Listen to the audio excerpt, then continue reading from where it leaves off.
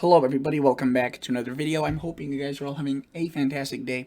So in today's video, as you can tell by the title, we will be talking about a very concerning pattern that is continuing to evolve and will possibly get a lot worse as we head into this upcoming week. And this is obviously with regards to the heat wave. Notice right now, all the northwestern portions of the United States, and I'm assuming good portions of southwestern Canada as well, they're just not shown here because this is just a forecasting agency for the U.S. You can see all of the Northwest here is lit up in heat advisories, heat warnings, and what's not anything else heat related. Red flag warnings, which is fire danger. And you can see that the Southwest is a bit better. We do have a lot of actually flood watches there, flash flood warnings, so I guess that's good in terms of the rain that they kind of need there. But the heat is what I want to focus on today. And obviously, flooding is obviously a very big danger. If you've been looking at the news lately, you probably have heard about the horrendous Kentucky flooding that have, I think at this point, already killed 19 people. And that count may still continue to go up. They got over, I think it was 9-10 inches I saw on an estimated radar. So it was in this area right here, and you can see that is you're still at risk for potentially some rain, and obviously very vulnerable. But that's what you get when you get kind of mountainous areas picking up so much rain, and which is why it's such a big risk for these areas to see much rain here, because these are very mountainous, valley-like. The soil doesn't really, the water doesn't percolate properly, so stuff just that flies into it kind of flows off, and you can see that half an inch to 1.5 inches in a short amount of time could definitely cause that, let alone 9, which is what some areas got in Kentucky. So look at these heat watches though, and heat warnings and whatnot. This is what I really want to focus on. So this will be moving away from the Northwest in a coming week. So you may be thinking, oh, okay, well that's good for the Northwest, that is. But further on, it moves into the Midwest and the East, and it could get pretty nasty and potentially even worse, and I'll explain. So this afternoon, you can see 89, 93. That's very hot for Seattle. That's why there's an excessive heat warning. This might not seem too bad for many people, but for Seattle, this is pretty much historic. And you're seeing 90s there is a very not really a common thing. It has become more common recently, but unfortunately, it's probably going to be continuing into the coming years as we track this. But I want to show you now what this heat can do into the coming weeks. So this is where it's centered right now. Again, the anomalies are very high up. They are close to being at the top part of the chart right there, and you can see that we see Washington, Oregon, Idaho, all those states seeing very good heat. This will continue again through when that excessive heat warning is. So Sunday, Saturday, and into Monday, it starts spreading out into the plains. You can see South Dakota, North Dakota. This is an anomaly graph. This is basically showing you whether temperatures are above average or below average. Anywhere in that red, it's above average. Anywhere in that blue, it's below average. And this week has been very nice for some portions of the country. Like my area here today, I got the windows open, everything. It was nice and nice and cool. 70 something degrees. That is perfect, but that is going to be kind of the calm before the storm. And notice that this thing does move out from the Northwest by next week, but look where it moves into, the plains. So, this isn't just gone, it doesn't just vanish, and these anomalies actually increase. And this is a bit more concerning because this is where a lot of the area of the United States isn't under irrigation, the farm, or the crops and the farms. It's some of the most fertile soil here. A lot of food is grown here in the United States, and essentially, this is where, heat and drought is the most impactful for the United States. Obviously in California, it's pretty bad, but a lot of those areas, the orchards and whatnot have irrigation. Not so much here, and you have anomalies like this sustained over good periods of time. That is ridiculous. Now you can see 1 a.m. we have almost anomalies that are pretty much topping out the chart in some areas, and that would mean daytime or nighttime low temperatures. So this is during the night. We could see almost 100 degrees still across southern Minnesota, which is really just honestly hard to imagine. And notice that as I push this into the day, we have highs that are well into the hundreds, and this affects Chicago, Green Bay, Des Moines, and Minneapolis could be well into the hundreds, potentially probably seeing records at least for how long this could occur for, because this isn't just one day that this occurs for. Let me keep playing this forward, these anomalies, and showing you that all of next week into Thursday, into Friday, these anomalies, not only do they kind of continue and stay in one place, but they also, or in that place that they were in originally across the Midwest, they also stretch into portions of the Northeast. You could see New York, New Jersey, Long Island, Connecticut, Hartford, Boston, large cities there getting under some very, very, very warm temperatures. and as soon as it may seem like it's kind of stretching itself thin, look, we see another very strong anomaly on Friday, Saturday across a very similar area right there, and that continues. And you can see Saturday maybe a little bit of cool off right there potentially, maybe for a brief little while, but the anomalies continue just a little bit elsewhere. And look, we have another very strong hot air mass continuing out ahead of a cooler one that doesn't really make its way far into the United States, and you can see that the heat continues. And the thing is that even if this may not look ridiculous, it still is. In some portions we have, still hundreds across Boston, New York, northern Michigan, well into the 90s, hundreds further south, and that is still not the worst of it. This doesn't just disappear. Look, as I play this forward, we see more of these extreme anomalies starting to develop. Look at that one right there. That is just incredible. 1 p.m. August 11th, according to the GFS model, widespread 110 to 115 across Iowa, 100 in Chicago, 100 in Detroit, potentially into Nebraska, Kansas, Missouri, widespread hundreds, and even into up along the northeast coast. And as I put this even further, again, this is at this point far out, but the models have been showing this for a while. You're going to notice that this thing just continues, and it keeps going, and it keeps going. These extreme anomalies, that is, something almost outworldly. And it seems as if the later part of this heat wave could be especially targeting areas like Iowa.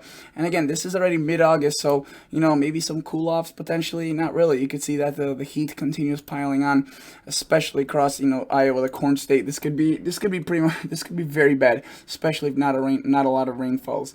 Now, I could just run you through some other models, because this isn't just the only model that's showing that. Let me show you the European model, which goes out to 240 hours. But let's go back and focus on the whole entire United States and show you these temperature. Let's just focus on a 2 meter temperature shaded. So obviously you can see the different numbers, the different colorations. The brighter it is, the warmer it is. The greener and more yellow the colors are, the cooler the temperatures are. And notice that we do see, again, the heat initially or the next few days still hanging on across the Northwest. Very warm temperatures. You can see hundreds plus, the cities into 90s, the valleys, that's still very, very, very warm. You can see the Northeast heating up and getting more into the Midwest, the Great Plains by Wednesday. Thursday, you can see right there, that is a very warm day. Next Wednesday, widespread 90s across most of the area. Thursday, again, also another very warm day. Friday, this continues, and you can see that the European is actually even more aggressive. It's showing 103 right there for New York City, 104 for Boston. That would be very, very hot. So in some regards, the European model targets the Northeast even more than what the GFS does. And notice that, this is still extremely warm. Whichever way you look at it and whichever way you put it. Let me take a look at the anomalies so you could visualize this a bit easier. Again, cooler air now across the Midwest, but that's pretty much ending. Northwest also ending its gruesome heat, but look at that. Those anomalies spread eastward, and they are very impressive.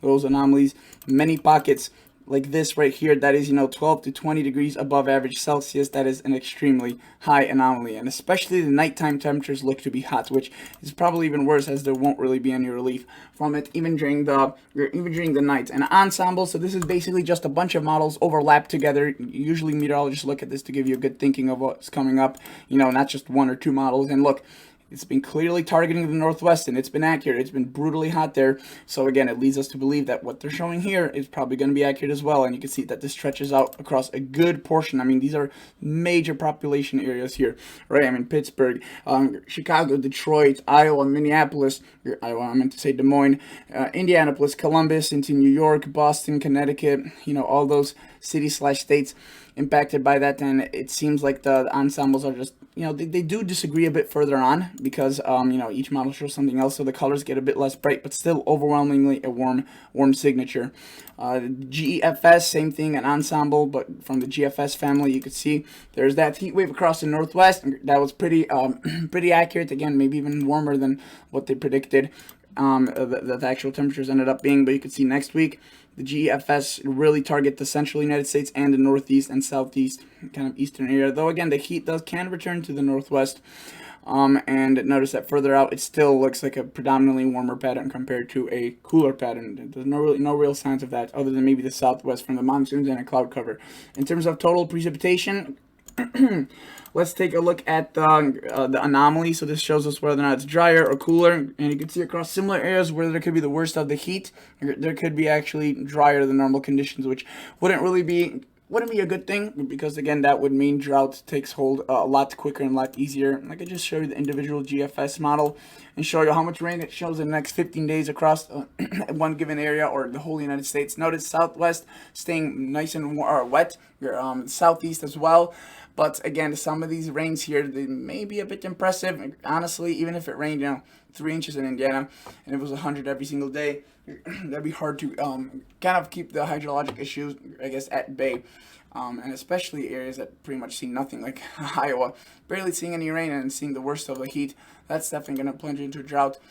And let's take a look at the European. Only goes out to 240, so it's a bit less further out, but still, again, targets mainly the same areas that have been targeted with rain, not necessarily, I guess, the plains or the northeast. And the areas that do pick it up don't really see that much either. So that is definitely not a good scenario. I want to show you the 6 to 10 day outlook. So this is from August 4th through August 8th. So this is pretty much when the worst of the heat will be, I guess, beginning across the central and eastern United States. And notice this encompasses next week. It will be a bit cooler for the northwest, so that's very good. You've been stuck in that heat for a while, but look at this. The eastern and central United States gets hammered, and it's not just a small area. It's a pretty large area that they're confident in. We'll be seeing warm temperatures. Again, above, pretty wet here for the east. West, sorry, but east, it's near normal or drier, which again, even in near normal pattern wouldn't be enough to suffice some of these lows we could be seeing or highs. And notice 8 to 14 days out, it's a bit less colored because this is probability, so they're not as confident because it's normally, it's naturally further out, but you can see that it potentially even expands back into the northwest, and still the heat dome targeting a good portion of the central United States and staying dry across really the areas that will be the hottest. So that is definitely not good, and that's why this pattern could get a whole lot worse, especially for these areas. And if no rain comes and some of these temperatures really do pan out, that could not be good whatsoever. And notice that for an office like this, they're showing dry and warm weather to continue for the next couple of weeks, and I think that honestly warm may be a bit of an understatement for this. And you can see that the next few days, still decent. They're not cool. 88, 88, 85, 92 on Tuesday, and you look a bit further out, you start seeing some pretty scary numbers. You can see 96 here. We have 90 on Thursday, 90 on Friday. Again, as we get further and closer in, I feel like they may be raising a lot of these temperatures quite a bit up. So we'll have to see about that. Let's take a look at potentially Iowa and see what they have to say here. Let's just take a look at just north of Des Moines. Well, I guess that didn't work out. Maybe just click on another arrow. Oh, well, I guess we can't do that. So let's take a look at South Dakota then. Hopefully you don't get the same message. I'm just trying to click wherever just to show you that this is kind of area wide, and you can see again, not too bad this week, 92, or this weekend 87, 88. Next week, 94, 90, 92, definitely being more consistently and warmer. You can see Tuesday, 98. That is definitely a warmer day here. One single 100 won't be anything legendary, but if the models are right, we could see several days of that. Take a look at an area like Chicago. It's been a pretty warm summer, though definitely not bad this week. And again, this weekend still not bad. Monday, definitely a bit warmer on the warmer side. And then like 96 Wednesday for my area. I know that's pretty warm. 92, 86. I feel like a lot of these will be even warmer. That 96 could easily turn potentially into 100 as we go forward. So yeah, that's basically it. I just wanted to give you an update on this. Show you, I guess, the heat, and I think that, again, I'll be making a lot more videos on this as this thing kind of worsens, and you can see Montana next few days, very, very warm here, and that may be continuing into next week as well. Alright, thank you guys so much for watching. I'll catch you all in the next episode. See ya. Bye.